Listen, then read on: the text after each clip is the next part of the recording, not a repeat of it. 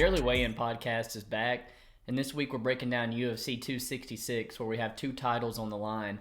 First up is Valentina looking to make her sixth defense of her women's flyweight title, taking on Lauren Murphy. In the main event, it's the featherweight strap-up for grabs, where we see Alexander Volkanovski looking to bury the animosity that built up on TUF with Brian Ortega. You can't leave out the return of NICK DIAZ after 6 years. Saturday is going to be an outstanding pay-per-view. We're slated for 14 fights. Make sure to stick around for the whole time to catch our bets and predictions for each one of those. You're stuck with me this week. Ty is out of town.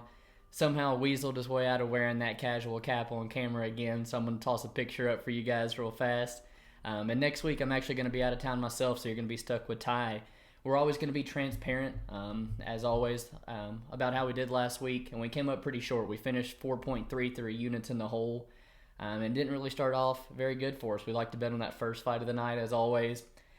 And a little disappointed. We played some juice on Emily Whitmire, but man, we did think she was a side, and everything was going exactly how we thought it would. And,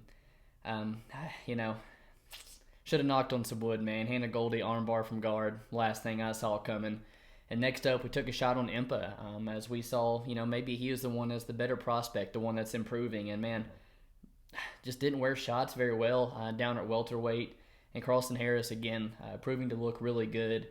Then we had Martell Jackson, man. We took him inside the distance. It started to get a little mushy as the week got on, which we didn't like. And 4 knockdowns later, we still couldn't get that. But finally, we caught a little break, man, in the Raquel Pennington fight. And we felt like she was the good vet, that was going to be able to do exactly what she did there. And she looked good. Glad we got to bet on Raquel there, but the next one pains me, man. Tony Gravely, a play that we beat the line on. We did our job, and Tony Gravely just didn't do his. He looked good round one, thought he put Manus away, but nothing new for Manus to be saved by the bell and come back yet again. So finished 4.33 units down in the hole. Haven't been on the track that we wanted to recently, but we've been nailing pay-per-views really good, man, and we're excited to jump into this one here. First fight of the night, we see Omar Morales, who's 11-1, taking on Jonathan Pearce, who's 10-4. We're in the men's featherweight division here for this one. With Omar, he's finishing things up at Sanford MMA again, and this is going to be his third fight down at 145. The scales have not been a single issue for him yet, and come fight night, man, the guy really fills out well for the division.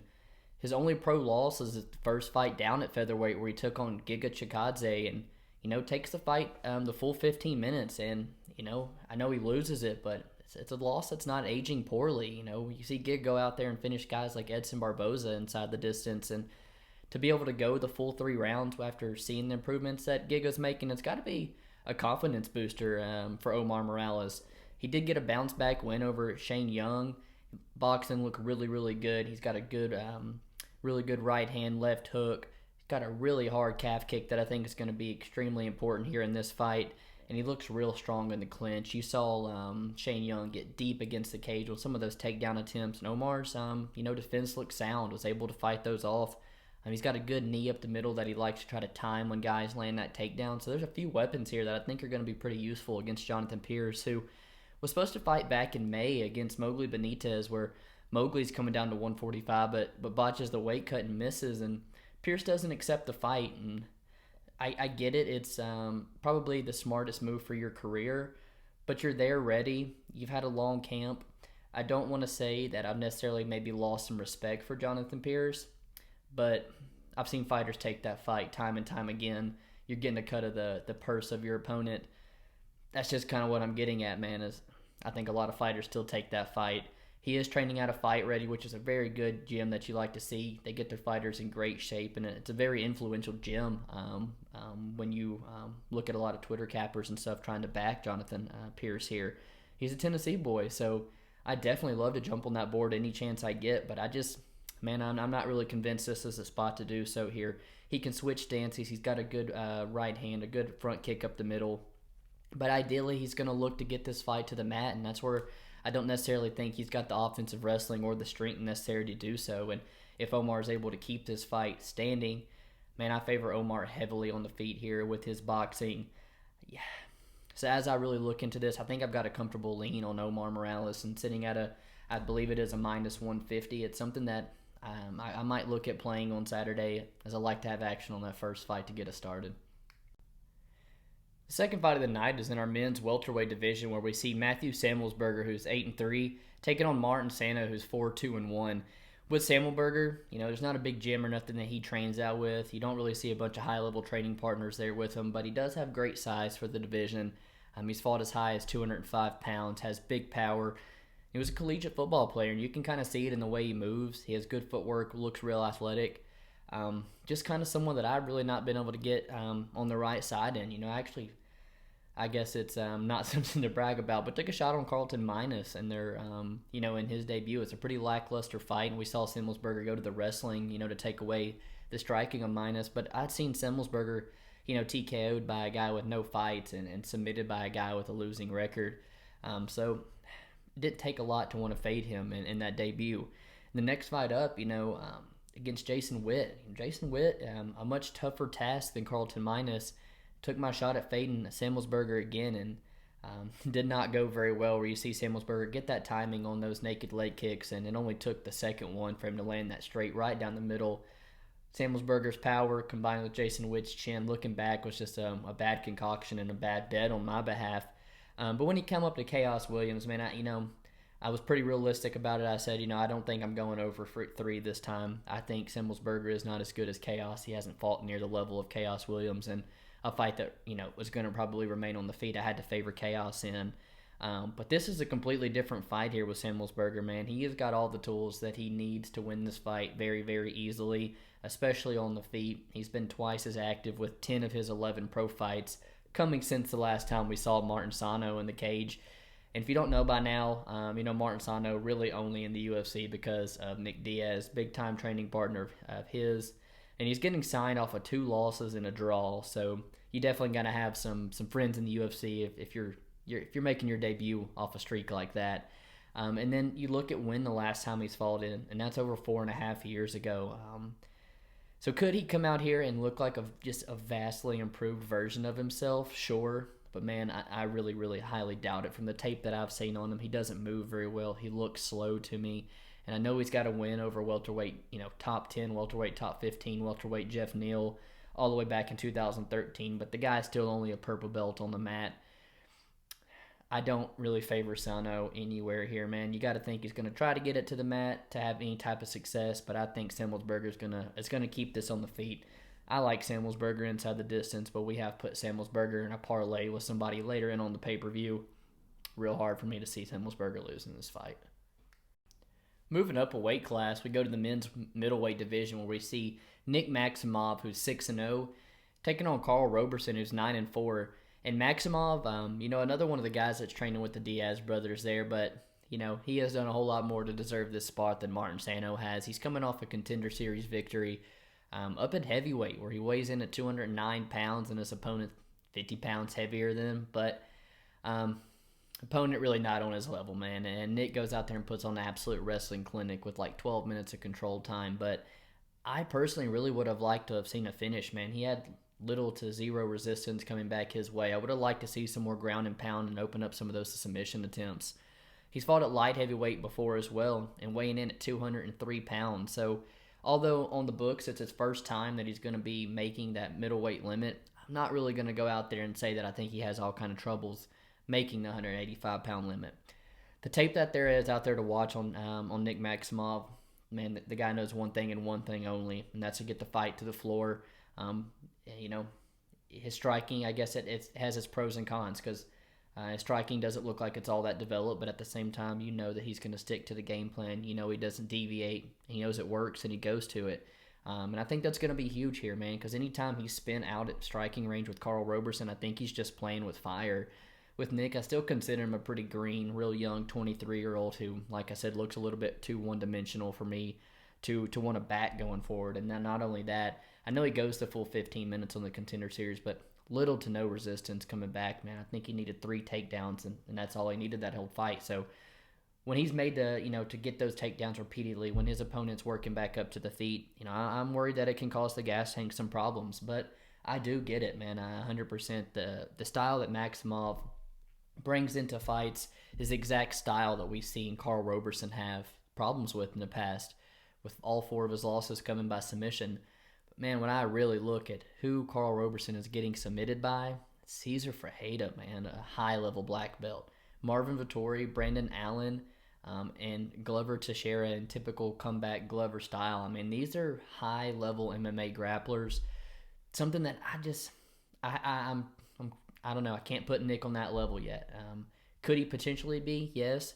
But could Karl potentially not be that bad of a wrestler and it just be an unfortunate product of the matchmaking and stuff that he's had in front of him? And I actually think that I'm probably going to lean that second option there because Nick's done nothing to show me that he is on the level of any of those guys I previously mentioned. When you look at Karl Roberson, when he was 6-0, this guy already had, finishes over Darren Stewart and over Ryan Spann, who we just saw in our main event last week. So we've seen a much harder level of competition at his young career. He's now moved to Glory MMA as well. He seems to be taking the career a whole lot more serious. He's working with James Krause, Julian Marquez, I imagine a whole lot on the wrestling. And on the feet, this guy's a dangerous kickboxer. Spent some time in Glory. He'll tear up the lead legs. He's got a phenomenal jab, and he really knows how to use that straight left and that body kick like most southpaws do. So anytime this is on the feet, I'm favoring Karl Roberson super, super heavily. I get, man, that there's a world where Nick just goes out here and wrestle fucks him. I get it. But, man, Nick has not shown me that he can do that to a UFC caliber opponent yet. And the people that I've seen Karl Roberson struggle with, give up those takedowns, give up that submission to, it is guys that are far, far better than Nicholas Maximov. And you can officially get Karl Roberson at plus 100 on Bet Online. I think that's a spot that I'm looking at, man, and one of the only underdogs I think that I'm going to roll with on Saturday. Back in our women's flyweight division, we have Manon Fiorot, who's 7-1, taking on Mayra Bueno Silva, who's 7-1-1. With Fiorot, it's a much tougher opponent this time around here with Bueno Silva. A lot tougher than your Victoria Leonardos, your short notice fill-in, Tabitha Ricci's. But with Fiorot, man, do I love what I see from her. I think there is a ton of potential for that girl, and I think she has potential to be a legitimate contender one day here. And I think it's going to take a very, very talented wrestler who can negate some of that striking to really beat Manon. And I don't know if that's going to be a factor here in this fight. Looking through Silva's historically, she's not landed a single takedown, man, in her UFC career. So I don't know if she's going to offer the style that I think it's going to need to beat Manon. Multiple-time kickboxing champion, man. Finished 6 of her 7 wins inside the distance, which is very atypical of a girl. She is a finisher. And on the feet, there is a whole lot to love. She has phenomenal feints. She really has that nice push kick from the side like a lot of karate specialists do. She has good timing on her right hand, and she does a phenomenal job of hiding that head kick. It's a little, early, I guess, to compare her to the flyweight champ and Valentina Shevchenko, but I see similarities in the striking and the, just the ferocity that she brings into the cage. And I think Manon Fiorot could be a problem going forward with Bueno Silva. It looks like her and her partner Gloria DePaula have kind of split from Shootbox Brazil and are training elsewhere now. With Bueno Silva, there's not a lot I really like about her, if I'm going to be honest with you. On the feet, it's not a lot of technical stuff. There's not a lot of footwork to it. I feel like she just kind of plots forward, tries to cut that cage off, tries to use her size. She slings the big right hand, has the calf kick, and initiates that clinch where she tries to impose that size and will on girls. And I'm just not sure it's going to be the case here with Manon, who's a big flyweight. And then you look back at Silva. I talked about her not landing any takedowns in her UFC career. Man, she's basically the one that's usually found on her back. She's pulled multiple arm bars from guard. So, it's always there. But I don't really see Manon initiating the wrestling here. With Silva, primary a brawler, right? So if no one's initiating any type of, takedown attempts here, you 100% think this fight is gonna stay standing. And it's a no-brainer who you got to favor if this fight remains on the feet, and that's going to be Manon for sure.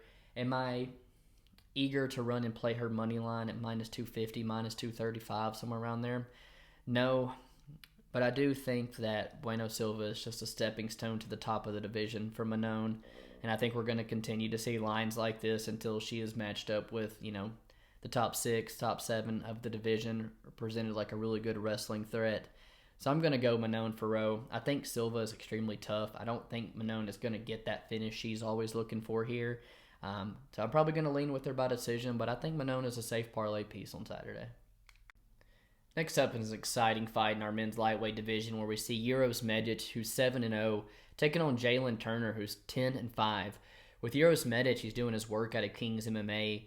He's a phenomenal striker, man, but you always see this guy in the gym working on the wrestling with guys like Beneil Dariush and Marvin Vettori. I know he's working a whole lot on it, but just like someone we just broke down in Manon Fiorot, it's going to take a really good wrestler, I think, to pose the problems needed to beat Uroš Medić. Because on the feet, this guy is nasty, man. He's a very good southpaw boxer. His jab is extremely fast. He's got a really good straight left hand down the middle and a good right hook that follows. I think that right hook's going to be the one that spells the end for Jalin on Saturday.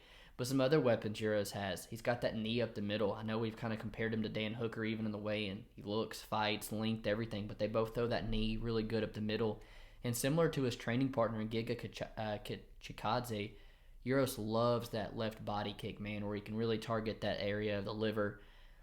With Uroš Medić, it was a guy that, Tyler and I were super, super high on after the Contender Series. Really, really looking forward for him to make his debut. And he got matched up against Alon Cruz, and he was like a minus 185, 200 favorite. We laid off, and we shouldn't have, basically is what I'm getting at. But we knew he was inexperienced.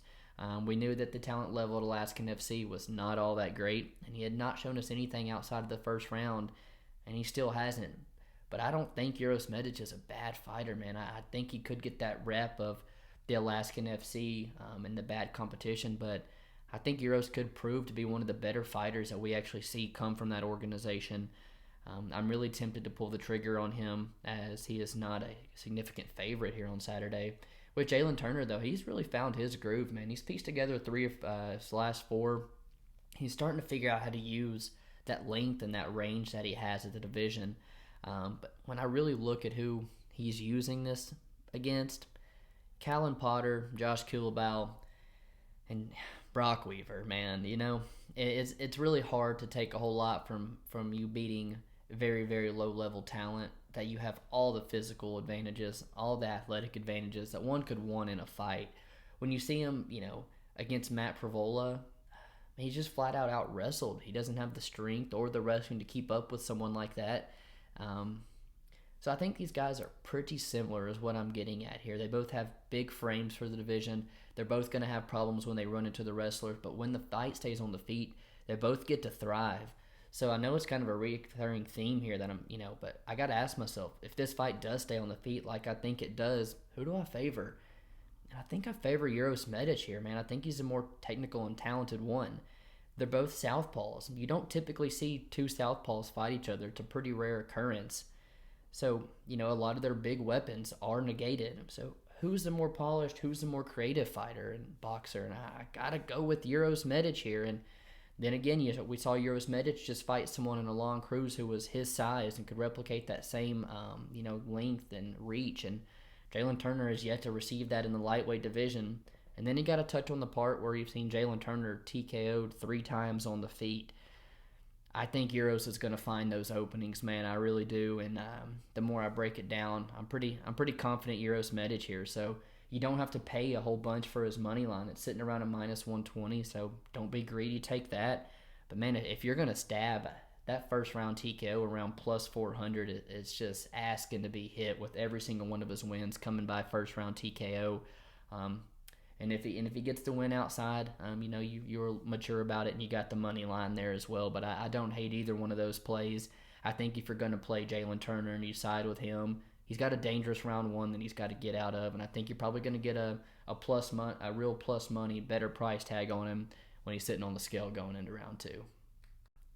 We're in our women's flyweight division again, where we see Roxanne Modafferi, who's 25-18, taking on Taila Santos, who's 17-1. And with Roxy, she's training out of Syndicate MMA. There's a lot of good girls there for her to get work in constantly. I can never, ever seem to get on the right side of Roxy. She pulls off massive upsets when I fade her, and when I go to stab on her as a big underdog, she just looks absolutely awful. Her last couple wins that you look back, she's alternated wins and losses, and apparently she'd do a win here, but man, I don't really agree with it. And you look at the last couple wins, like I was getting into in 2019, she got a win over Antonina Shevchenko, and it's like, It's a split decision, and that is a match made in heaven for Roxy. I've seen Antonina out-grappled by far worse wrestlers, and that is a fight Roxy should win. Go to the Barber fight, and everybody knows that Barber's ACL was torn in that fight. And then, the KGB fight. KGB Lee is just a so-so fighter, and it's probably Roxanne's best win of her career if you really want to look at it. And I think if you rerun all those fights back right now, significant chance Roxanne does not come away victorious, if you want my honest opinion there. In the last one, she was bragging a whole bunch about her strength and conditioning ahead of that Araujo fight. She couldn't wait to showcase it. In my opinion, I think she looked slower than she ever had, man. I felt like the knees looked weak. The 5 miles were catching up on her. She just wasn't moving well. Couldn't get the head off center. Just looked really, really slow, man. And getting out-wrestled, which is something that she typically doesn't do. I just think at 38 years old, man, that it's starting to catch up with her, and she's just become a stepping stone for a lot of these girls that are going to be breaking into the top 10. With Taila Santos, the girl gets a lot of flack, as she should, for her regional resume there. But it's not atypical of the women's Brazilian scene there, as a lot of Brazilian females coming to the UFC with a pretty padded record. But she's 14-0 going into her Contender Series bout, and those 14 opponents have a combined record of 7-11. So she is fighting very, very inexperienced girls. Now she's getting the most experienced girl in probably women's MMA history. And then a lot of people are going to look at that Barella fight and draw comparisons to how Roxy might be able to get on top and ride this fight out. But I thought, we're talking about a girl in Taila Santos in her debut. Bright lights. I give people a pass sometimes in their debut. We watch her go back out against Molly McCann and Jillian Roberson and dominate with the wrestling. So I think she can compete with this version of Roxy on the feet. She's so strong on the clinch, good trips, and when she's got on top of you, she's very heavy with nasty ground and pound. Like I said, we saw Araujo have success with the grappling, who's a much, she's only like 5'3", 5'4", very short girl. Was able to ride Roxanne out, so I'm not counting it out that Santos can have success with the wrestling either. And we saw her stay safe from the arm bars of Jillian Robertson, who I think who has much better jiu-jitsu off her back than Roxanne does. Hands of Taila Santos going to be way too fast. She is going to slam that calf kick home into Roxanne so bad, into those bad knees with the knee braces on there. The more I dig into it, man, the line might be appropriate. I have parlayed Taila Santos. I think she probably goes out there and wins an easy 30-27. But man, there's going to be girls that are going to start coming in here and putting Roxy away sooner or later. I think she's going to see a pretty bad dip off of her career when it is time for her to go. I'm going to side with the big favorite, man. This big of plus money doesn't really tip me on Roxanne, so I'm going to go with Taila Santos, and really the only way to play her, I think, is going to be to put her in a parlay. First set of big boys of the night.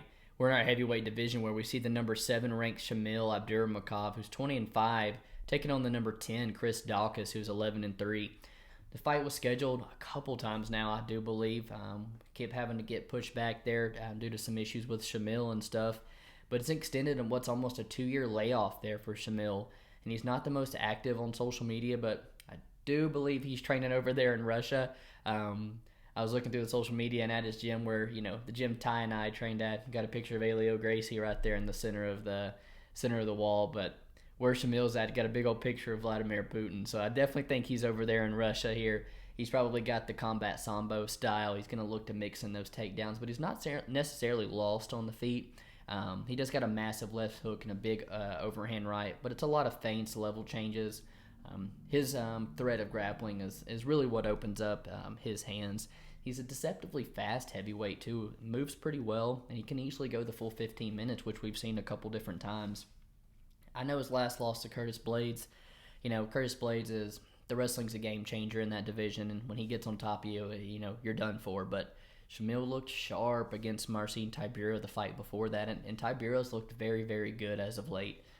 With Chris Daukaus, he's one of the brighter prospects that the division has right now, and he's storming his way through it. He's a black belt out of Martinez BJJ, and he's been training to fight Nascimento and Alexei Oleinik in the past, so I do believe grappling has been a focus on a lot of camps in the past, which would be useful coming in here against Shamil. But it's really on the feet where Daukaus has really shined. His boxing has looked very sharp, very crisp. He moves extremely well for a heavyweight. He's light on his feet, similar to like a Tom Aspinall or something. He's got a massive speed advantage with his hands. When they're in tight, he can land 2 or 3 of his own punches. Good knees in the clinch, exits with elbows. And when he's at range, he's got a really good lead left hook. And that right hand is money.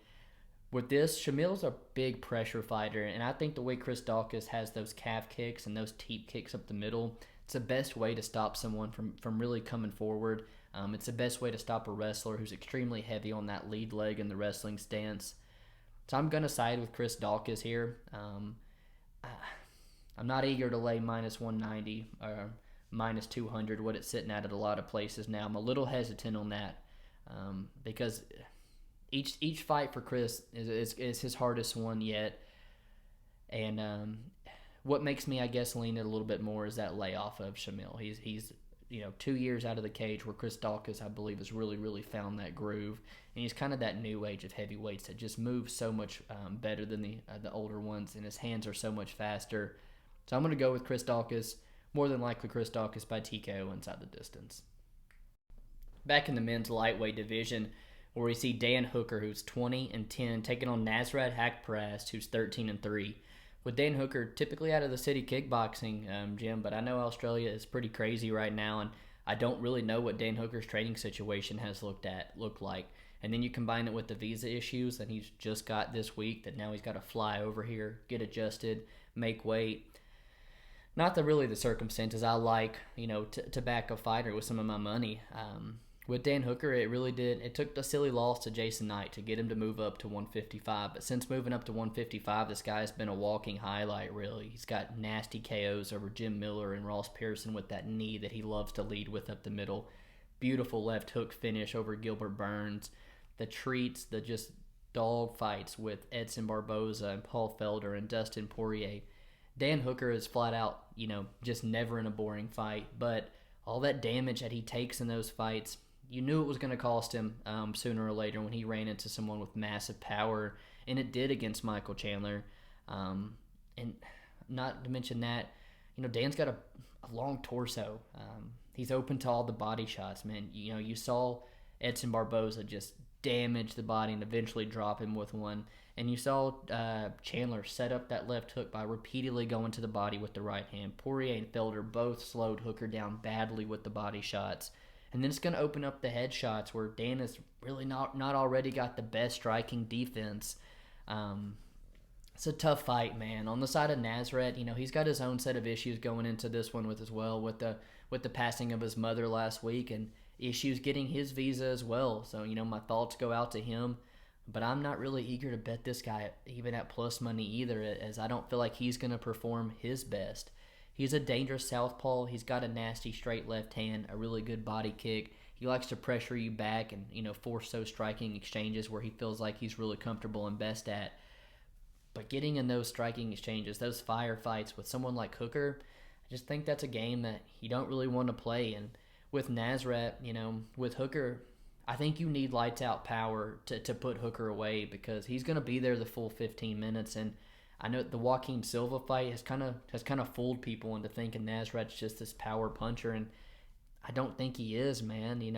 Sure, he's finishing fighters with no fights over in Germany, and we love MMA, but when he came over to the UFC, the Joaquin Silva finish is the only one in his 7 UFC fights, but he's got great volume, so I don't just want to knock him. He's going to make a case for himself on the scorecards.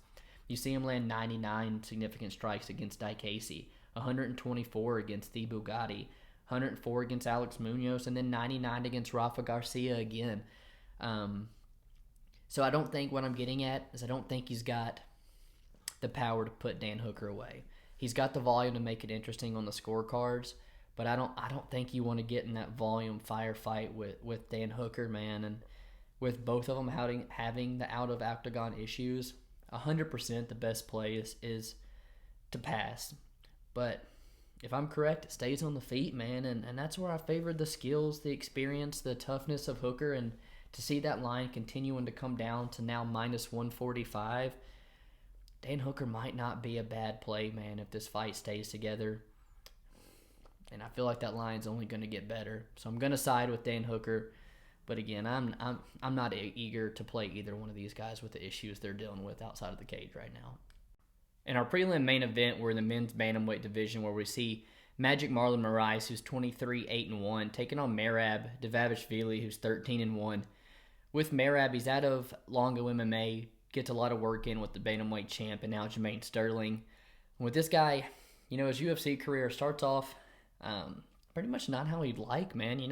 He starts off 0-2 in some pretty weird circumstances. He completely outstrikes, completely outwrestles Frankie Saenz, and somehow loses that decision. And then the next one, even weirder, man. He beats Ricky Simone, but the end of round 3, he's deep in a mounted guillotine.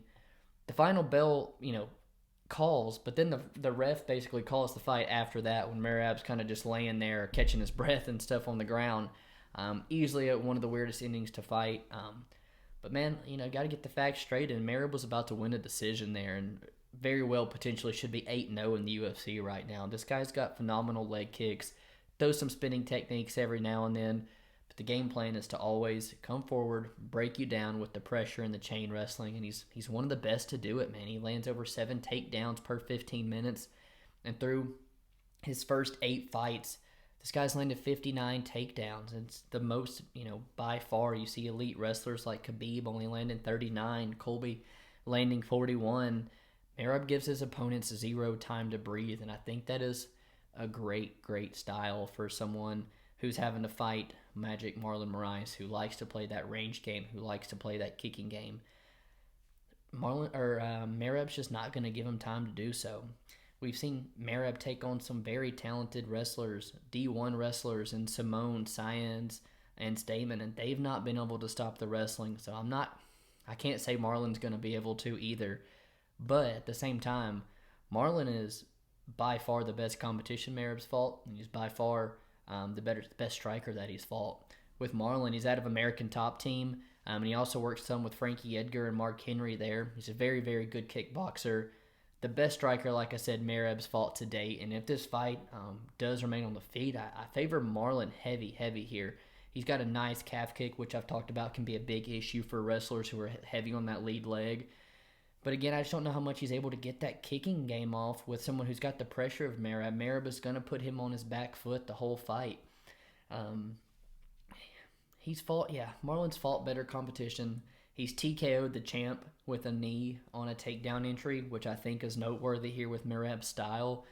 But something just doesn't look there, doesn't look right for me and Marlon anymore. I know it's Sandhagen, I know it's Font, I know it's Henry Cejudo, but he just fades too quickly, man. And I don't know if it's the weight cut, the cardio, what it is, but he fades too quickly, and it's against guys who are not wrestling him. Those guys just have good forward pressure. They just make Marlon, be on his back foot, and I think that's something Merab does better than all 3 of the guys I just mentioned. I am going to go Merab, 30-27 decision, 29-28. He can't finish a Happy Meal. He ain't finishing Marlon on Saturday. Tyler likes Marlon inside the distance at plus 400, and if Marlon gets it done, it's 100% going to be inside the distance. I see a lot of value on that as well. I haven't hit it myself as I'm siding with Merab. But yeah, man, it's a tough one. It really is a tough one. I'm going to go with Merab.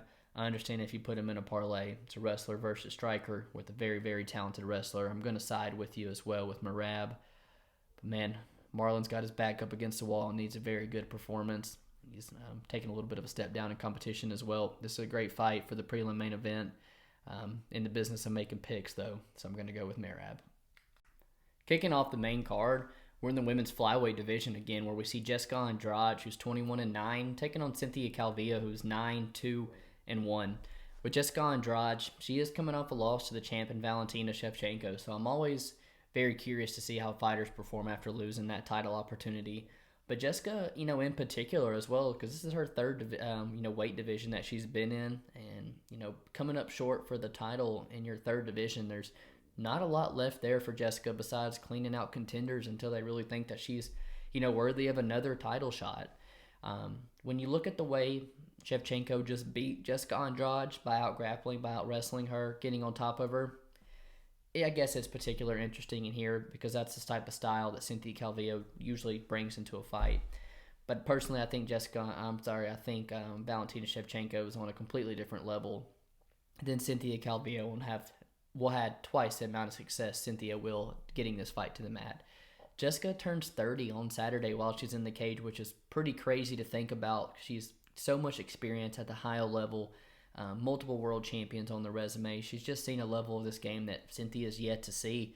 And I really, I think this is the best division for Jessica, man. I'm glad she finally made the move here. I think she's going to perform the best. She closes distance, John Lineker style, winging hooks at you, leads to the body to drop your hands before coming up top. She's extremely strong on the clinch and a pretty underrated wrestler, although I don't think she's probably going to play around and mess with Cynthia's guard too much. With Cynthia, she's out of Extreme Couture. And like previously mentioned, I don't think she's going to be near as strong as Val or have near the success getting this fight to the mat. She's an ex-strawweight herself and much better suited for that. I just don't think she has the proper nutritionist, strength and conditioning, diet, coaches, something that you need because she's made that weight multiple times. I'm a firm believer that that's the weight class that she needs to be at.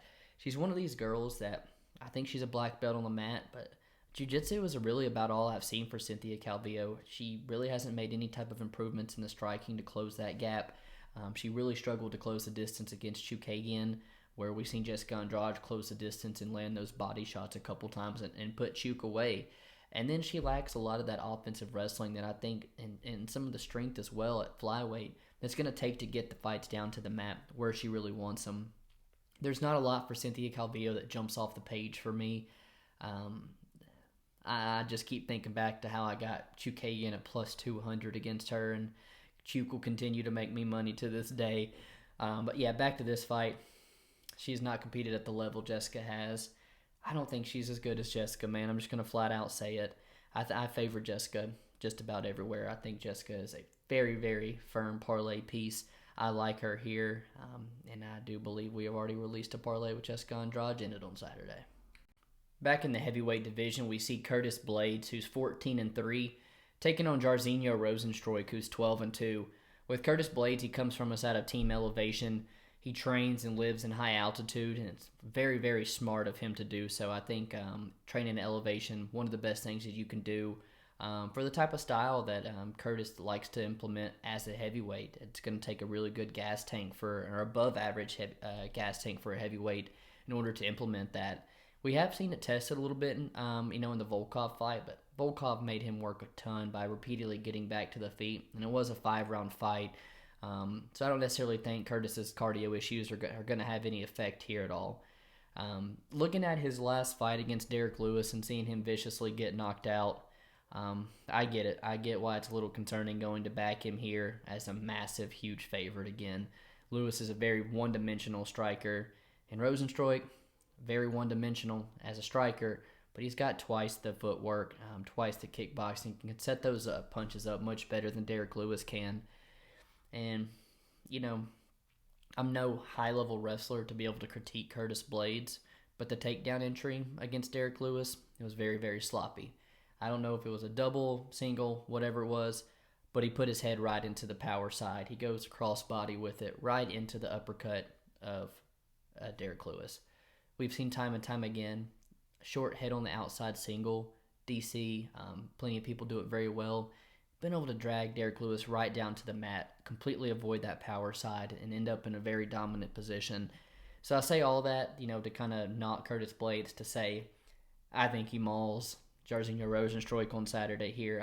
We see the striking improvements for Curtis, but Curtis is smart when he needs to be, man. I expect him to take this fight down to the mat early and get Jairzinho out of there. Jairzinho Rozenstruik, typically training at American Top Team with a slew of heavyweights, but when you look online, he looks to have done a lot of this camp at a boxing gym in Miami.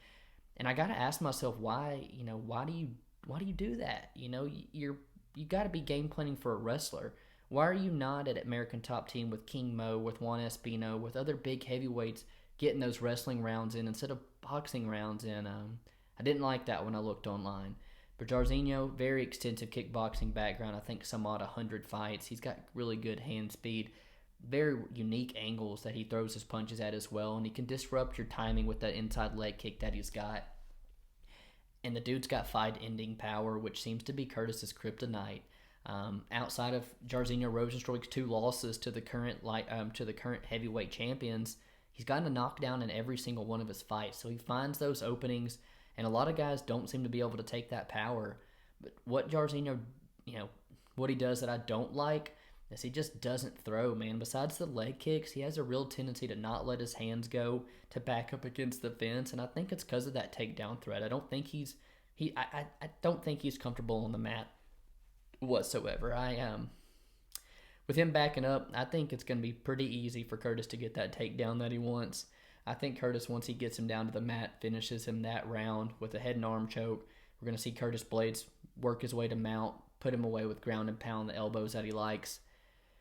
I'm big on Curtis Blaydes here, man, but the reserve is there, seeing the power being his kryptonite, seeing him knocked out by by strikers with big power, but not a lot of technique. Lewis and Francis don't have a lot of technique, where Jairzinho has double the technique, and he still has that power as well. So it's enough that I think it's kept me and Tyler off of Curtis Blaydes on Saturday. But yeah, I'm going to go with Curtis Blaydes to win inside the distance here. Moving on, we're in the men's welterweight division, where we see Robbie Lawler, who's 28-15, taking on Nick Diaz, who is 26-9. We're going to put the casual cap on the line next week on this fight. I'm going to rock with Robbie Lawler. Ty's going to take the 209. Stockton Ray's Nick Diaz. With Robbie Lawler, he's finishing everything up at Sanford MMA like usual. In this fight particular, it's a rematch all the way back from 2004, 17 years in the making, where the first time Nick Diaz got the best of Robbie, talking a little bit of shit, and found the opening, popped his jab in there, and set Robbie down with a jab. And something to note, that was one of only 2 times Robbie has ever been knocked out in his career. The second time being to Tyron Woodley, which I've always said is a product of just the back-to-back wars that he went through with Johnny Hendricks and with Carlos Condon and with Rory McDonald. Just a perfect opportunity for the power of Tyron Woodley to capitalize there. Neither one of these guys are in their prime anymore, but I am so pumped for this fight, man. I really, really am. During his reign as welterweight champion, it was one of the best times in the UFC, man. Robbie ruled that division and was putting on just killer fight after killer fight for us. I remember Ty and I were coming home from college on the weekends to watch Robbie Lawler's fights with all of our buddies. As I'm watching Robbie Lawler fights this week, it just brings back some great memories for me, man. He's got a really good straight left hand, a really good jab, good leg kicks. Like Dustin Poirier, I think this guy's a right-handed southpaw. He loves to lead with that check right hook, and that's where it seems to have all the power. And during his prime, his takedown defense was absolutely on point. He was so quick to sprawl, could keep these fights standing, where he just broke guys and broke their will on the feet.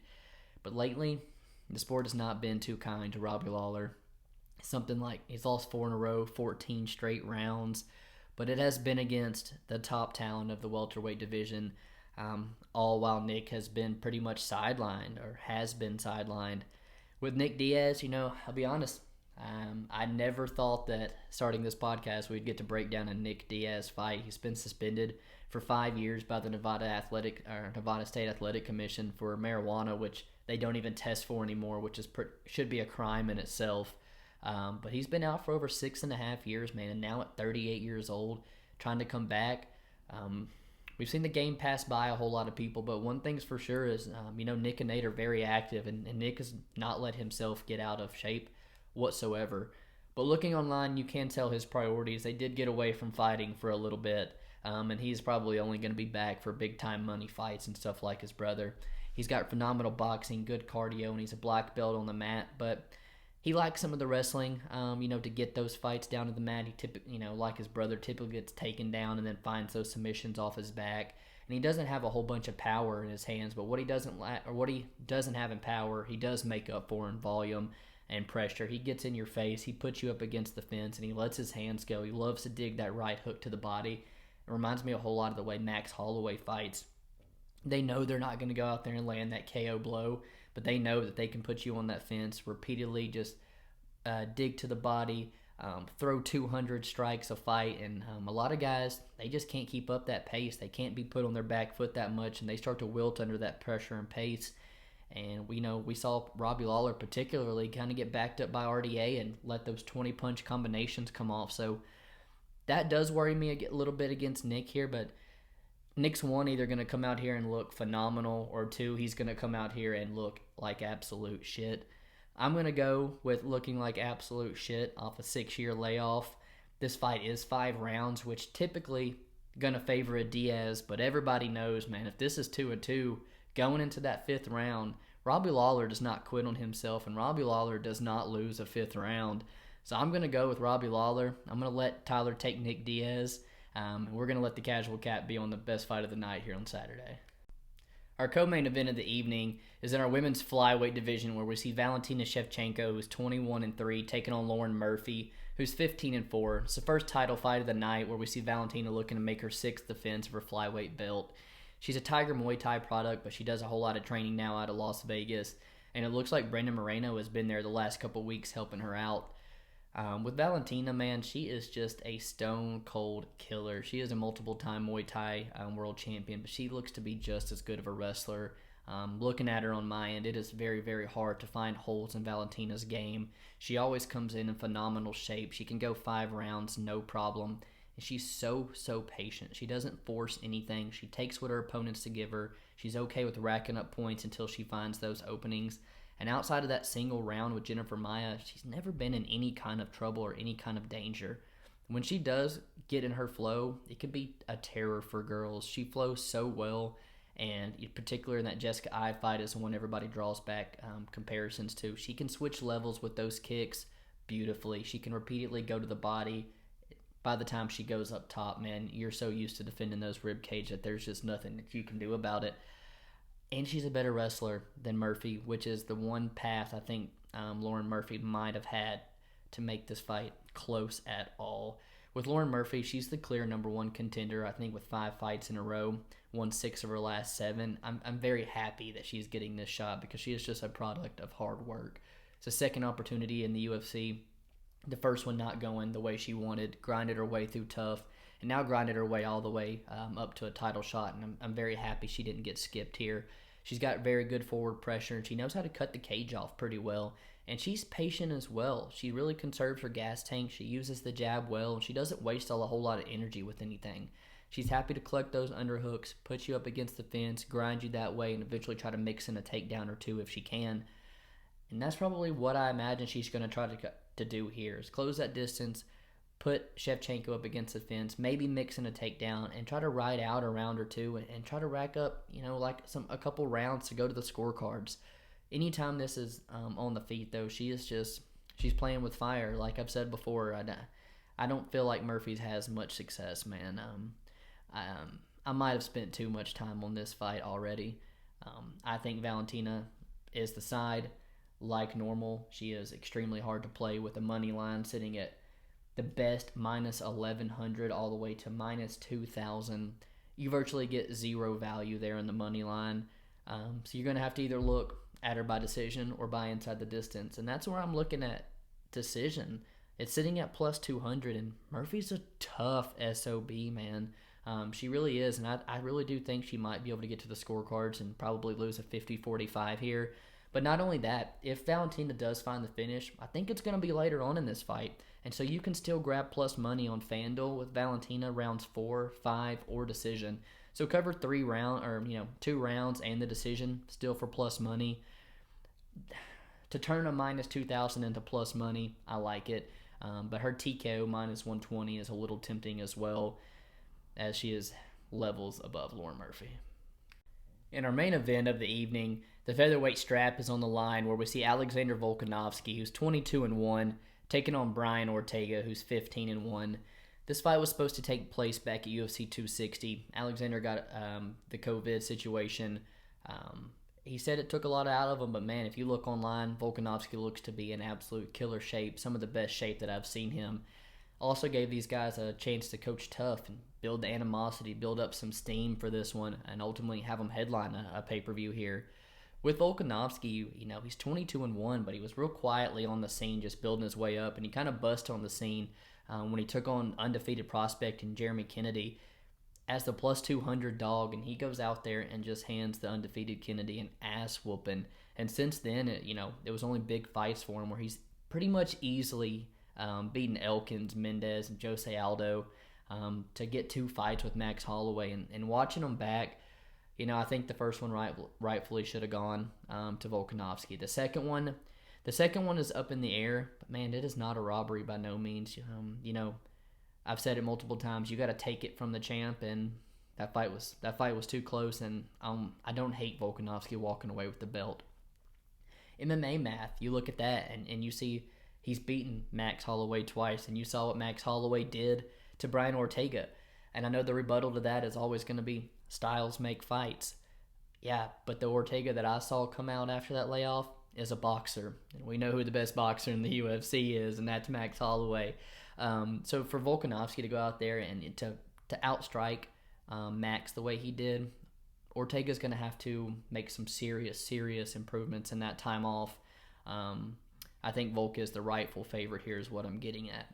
Volk's always been the shorter fighter as well, which has never been an issue for this guy. He's got a deceptively long reach. He'll work the body on his way in. And when he gets in, he's extremely strong in the clinch. He's happy to be there. He'll collect the underhooks and he'll put you up against the fence and wear on you.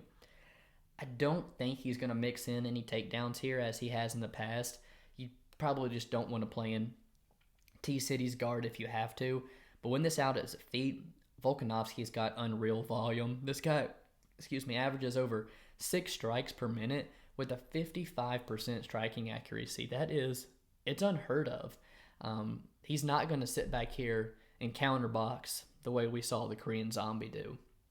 Ortega, he's only had 1 fight, since we saw him lose that title opportunity to Max Holloway. He was an undefeated prospect coming into then, earned himself a pick'em by the bookies, and really got shown that he just wasn't ready for that level yet. But I think he did the appropriate thing. He took the time off, he changed gyms, got the right people around him, and he seemed to add some wrinkles to his game, particularly in the striking department. He's the Gracie Jiu-Jitsu poster boy, so it's almost like having a wrestling background when you're as good as Brian is at Jiu-Jitsu. He's so comfortable off his back that he doesn't care if the fight hits the mat.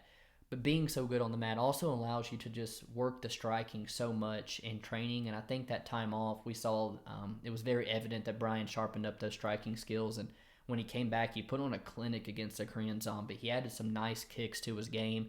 He had that nice lead hook. And a minute and a half into the fight, he goes out there and switches southpaw and looks just as comfortable. You can't forget the spinning elbow he lands. Brian 100% made the improvements that he needed to make. I just don't know if it's going to be enough here. And I also, I want to address the new relationship with Tracy Cortez. It's always nice to have a woman backing you and stuff like that, but it seems to have taken a whole lot of his attention, I guess is the best way to say it. I don't want to say it's taken time away from his training and make that accusation, but it does seem like it's taken a lot of his attention. And just watching Tough, it seemed like Brian had some other obligations that he was going to, or just didn't really care to be on time for the Tough stuff or his training sessions. And I really wasn't a big fan of that, because that makes me think that, maybe he's rolling in 15, 20 minutes late to his training sessions as well in the gym. Volkanovski, man, I think he's a good bet on Saturday. I've spent a whole lot of time on this fight. I kind of originally wanted to back Brian Ortega as the dog, but I just don't think I can do it. I think if Brian wins, his best chance is going to be to win inside the distance here. That's sitting at a plus 275, but I think the best chance is probably going to be by submission. I think Volkanovski has proven that he is a tough dude. We've saw him wobbled once by a head kick, which Brian could look at throwing, but Ortega by sub at plus 650, very, very talented Gracie Jiu-Jitsu black belt, and I think just to get that line on any of his fights is a little wild. And I also think there's a chance that he pulls it off. Where we see Volk, after he lands that 1-2, oftentimes to the body and then the right hook over top, he oftentimes will continue to crash forward and then try to collect those underhooks and take you back to the fence. I think when he crashes forward, we're going to see Ortega have the opportunities to wrap up that guillotine the way that he did in that Cub fight. So I'm interested in him at sub by plus 650 because I can see that small area of the fight that he could pose a threat to Volkanovski, but I like Volkanovski, his cardio here. I like him on the feet a whole bunch. My final decision is going to be with Volkanovski to probably take this one via unanimous decision. I appreciate you tuning in. I know things were a little bit different this week with just myself. But as always, I'm going to continue on and give you my fight of the night. It should be a no-brainer. It's going to be Robbie Lawler versus Nick Diaz. That is the people's main event. That is the casual cap next week. Robbie is never in a boring fight. The guy has so much heart, and it's the return of one of the biggest superstars that the UFC's known in Nick Diaz. And man, I can't wait for that fight on Saturday, regardless of how it goes. My fighter to watch is, I think I'm going to go with Merab Dvalishvili. He's getting a big step up in competition, and he's got a significant minus 225 line that he's got to live up with. I think he poses a good stylistic approach as where Marlon Moraes has to get those kicks off to have success, and Merab's pressure is just not going to allow him to get those off. Merab's got a very, very, I wouldn't say fan-friendly style, but the style to have a lot of success in the UFC, and he's only going to get harder fights from there. The underdog, man, personally, I think the pay-per-view is going to be full of favorites winning on Saturday. I really do, but Karl Roberson has slipped to plus money on BetOnline at plus 100, and it seems like some more money's coming in on Maximov, so I think you just ride it out, and I think Karl Roberson officially is going to hit plus money on a lot of other books. So I'm going to go with Karl Roberson as my official dog on Saturday. And my best bet is going to be a parlay, actually, of Manon Fiorot and Jessica Andrade. I really wanted to find a way to parlay Jessica Andrade, and we did on the podcast with Matthew Semelsberger. So you swapping out Manon or Semelsberger, parlaying that with Andrade. I think that's some easy money on Saturday. But there are a couple other bets that I wanted to run through that I really, really like. I like Uroš Medic's money line, but Uroš Medić first round TKO at plus 400. I think there's some serious value there with all his fights finishing that way. The Merab by decision, I said it earlier, that boy can't finish a happy meal, and now he's getting his best competition to date. I like his style, but I still don't think he's going to be able to find the finish in a 3-round fight. And Merab decision sitting at plus 110. You can take a big favorite, turn him into plus money, how he normally wins the fight. Semelsberger inside the distance. That's the reason I chose Manon and Andrade for the parlay, because you can get Semelsberger inside the distance around minus 150. Don't mind you hammering that. I think there's a significant talent gap between Semelsberger and Sano. And Sano's only here because of Nick Diaz, and I think he gets his lights put out on Saturday. I don't hate parlaying Blades or Santos. I think both of those are a little bit riskier, as we saw, Blades' kryptonite being power, and now he's getting the most technical kickboxer with that power yet. And Santos, she has fought pretty low-level competition, and she's been grinded out by a wrestler before, and that's exactly where Roxy is. I think Blades and Santos wins, but I think they're the two favorites that are a little bit riskier. Appreciate you guys tuning in. Hop in that comment section. Let us know who you guys have in the main event, and see you guys next week.